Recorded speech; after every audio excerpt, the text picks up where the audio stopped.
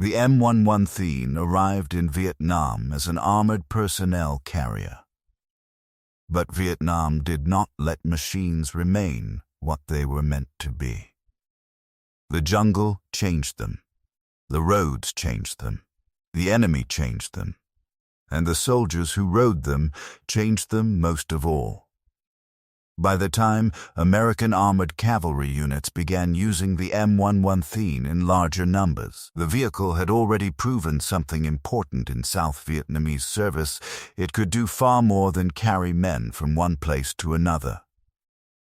In the Mekong Delta, the M113 had crossed rice paddies, pushed through mud, and brought heavy machine gun fire into places where trucks could not go and tanks were often too heavy or restricted. It gave infantry mobility, protection, and shock power, but it also revealed its weaknesses. The original M113 had been designed around a simple idea: carry infantry under armor, move them close to the fight, let them dismount, and then support them. But in Vietnam, dismounting was not always the best answer. The enemy was hidden, the ground was dangerous, and ambushes could unfold in seconds. Sometimes the safest place was not outside the vehicle. Sometimes the fight came so quickly that the vehicle itself became the fighting position. So the M113 began to evolve into the ACAV, the Armored Cavalry Assault Vehicle. It was one of the most important battlefield adaptations of the war. The standard M113 carried a Browning M250 caliber machine gun, but the gunner was exposed. Early fighting had shown how dangerous that the man behind the weapon had tremendous firepower, but very little protection. Viet Cong fighters learned to aim for him first. The solution was simple, practical, and urgent: give the gunner armor. Shields were added around the commander's machine gun. Steel plates rose around the hatch, giving the track commander a fighting position that could protect him from some small arms fire, and the shield did not make him safe, but it gave him a better chance. Then came more weapons. Crews added M60 machine guns near the rear cargo hatch, usually one on each side. Now the vehicle could fire forward with the .50 caliber and cover the flanks with 7.62 mm machine guns. What had once been a troop carrier became a moving nest of firepower. The ACAV was not a tank. It did not have a cannon. It did not have heavy armor. It could not absorb punishment the way a Patton could. But in the terrain of Vietnam, it had its own kind of strength. It was lighter than a tank, faster across soft ground, and able to operate in places where heavier vehicles struggled. Its tracks could churn through mud, reeds, and paddy fields. It could escort convoys, support infantry, respond to ambushes, and move quickly along roads that were never truly safe. In Vietnam, every road could become a battlefield. Convoys were lifelines. They carried ammunition, fuel, food, water, mail, spare parts, medical supplies, and men.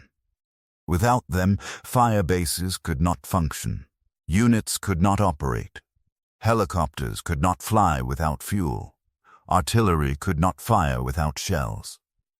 The enemy knew this. A convoy moving through Vietnam was vulnerable from the moment it left the wire. The road might look empty. The jungle might appear still.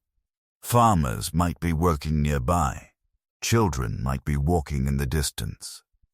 But hidden beneath the surface could be a command-detonated mine, a recoilless rifle, an RPG team, or a line of fighters waiting for the first truck to enter the kill zone. The M113 became one of the vehicles used to protect those columns. Riding ahead or alongside, ACAV crews watched the road, the ditches, the tree line, and the villages. The men on top scanned for disturbed earth, wires, sudden movement, or anything that looked wrong. The .50 caliber machine gun could answer an ambush with crushing fire.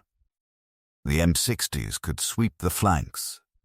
The tracks could push through obstacles or move off the road when wheeled vehicles, but protection came at a cost. The enemy adjusted. Mines became one of the greatest threats to the M113. The vehicle's armor could stop small arms fire, but a mine underneath the hull was different. A buried explosive could lift the vehicle, rip through the floor, wound or kill the men inside, and turn the armored compartment into a deadly trap. That fear changed how soldiers rode. Many men chose to sit on top of the vehicle instead of inside it. On paper, that made little sense. The armor was supposed to protect them. The inside was where they were meant to be safe. But in Vietnam, survival often followed its own logic. Riding inside protected a man from bullets. Riding on top might save him from a mine. So the tops of M113s filled with soldiers. They sat on hot metal under the sun. They held rifles between their knees. They smoked, joked, watched, waited, and tried not to think about the next bend in the road. Their boots rested on armor that could become either shelter or coffin depending on what lay beneath the track. That was the strange truth of the M113 in Vietnam. It was built to protect men from war. But the men still had to gamble with how they used that protection. The crews learned to read the land. A patch of road that looked too smooth, a pile of brush that had not been there the day before, a quiet village where people suddenly disappeared, a bend in the trail where the jungle leaned too close. These details mattered. The M113 crew lived in a world of seconds. A few seconds to spot movement, a few seconds to swing the machine gun, a few seconds to call out a few seconds before the first explosion turned a routine movement into chaos. When an ambush opened, the sound could be overwhelming. Rifle fire snapped from the trees. Machine guns hammered from hidden positions. RPGs streaked toward the road. Drivers tried to keep moving. Commanders shouted into radios. Men on top ducked low behind shields, ammunition cans, rucksacks, or anything that could break the line of fire. The ACAV's job was to answer immediately. The .50 caliber gunner could tear into the tree line, cutting through brush and forcing enemy fighters to keep their heads down. The M60 gunners covered the sides. The vehicle commander searched for targets and directed fire. The driver had to keep the track moving because a stopped vehicle was a vulnerable vehicle. In those moments, the M113 became more than a machine. It became a moving bunker, a rescue platform, a weapons carrier, a shield for trucks and infantry, a loud, violent answer to an enemy who preferred surprise. But the ACAV could also be fragile. Its aluminum armor was useful against small arms and fragments, but it was not invincible. Heavy machine guns, mines, recoilless rifles, and rocket-propelled grenades could destroy or disable it. When RPGs became more common, crews tried to improvise again. Some used chain-link fencing or other standoff materials to make the shaped charge detonate before it struck the hull directly. It was not elegant. But much of survival in Vietnam was not elegant. It was sandbags on the floor, spare track blocks on the sides, improvised shields around guns, extra ammunition stacked close, water cans, ponchos, helmets, radios, ration boxes, and personal gear tied to every available surface. Every M113 became a little different, because every crew learned from its own terrain, its own losses, and its own close calls. In open rice paddies, the M113 could feel powerful.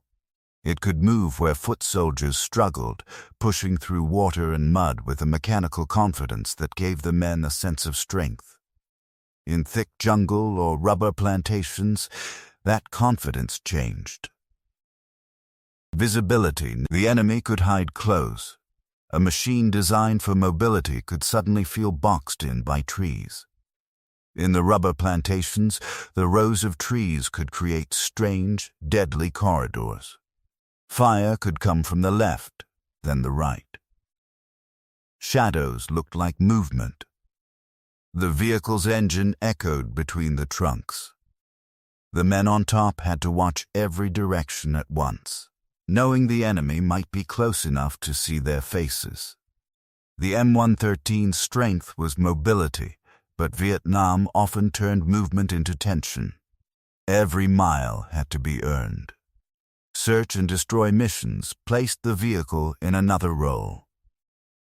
ACAVs moved with infantry, supported sweeps, secured roads, and pushed into areas where enemy units were believed to be operating. They could carry troops quickly to contact, then provide suppressive fire once fighting began. In some cases, they helped evacuate wounded men under fire, using the armored hull as cover when helicopters could not immediately land. For the wounded, the sight of an M113 coming forward could mean a chance. The rear ramp could drop. Hands could reach out. A man could be pulled inside or lifted onto the top deck. The same vehicle that carried ammunition and guns could suddenly become a lifeline. This was part of the M113's importance. It was not one thing. It was many things, depending on the day. A troop carrier in the morning, a convoy escort by noon, a fighting vehicle in an ambush, a rescue vehicle before dark, a resting place at night. The crews lived with the machine constantly. They cleaned weapons on it, ate on it, slept beside it, and patched it after combat. They knew the sound of its engine, the feel of its vibration, the smell of fuel, mud, gun oil, sweat, and hot metal. They trusted it. They cursed it. They modified it. And when the shooting started, they depended on it. That dependence created a special kind of bond among armored cavalrymen and mechanized infantry. The men on an M113 were not just passengers. They were a crew, even when they were infantry riding on top. Their survival depended on everyone doing his job. The driver had to keep moving. The track commander had to see the fight. The gunners had to stay on their weapons. The men riding on top had to watch the flanks and react instantly. A mistake could cost lives. But when it worked, the M113 gave American and South Vietnamese forces something vital, the ability to bring armored mobility into a war often remembered only for helicopters, jungles, and foot patrols. The Vietnam War was not just fought in the air. It was not just fought by men walking through the bush.